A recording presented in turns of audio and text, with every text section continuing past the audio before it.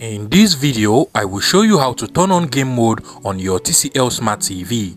Now, over here, I have the TCL Android TV, but the process should be similar if you have a TCL Google TV or a TCL Roku TV as well. Now, to turn on or enable game mode, basically what you want to do is to go ahead and press on the settings button on the remote control of your TCL Smart TV. You can literally see the settings icon on this remote control over here. Alternatively, if you're using this kind of TCL remote, then you should find the settings icon at the bottom over here. In some remote control, it is actually at the top over here of your remote control.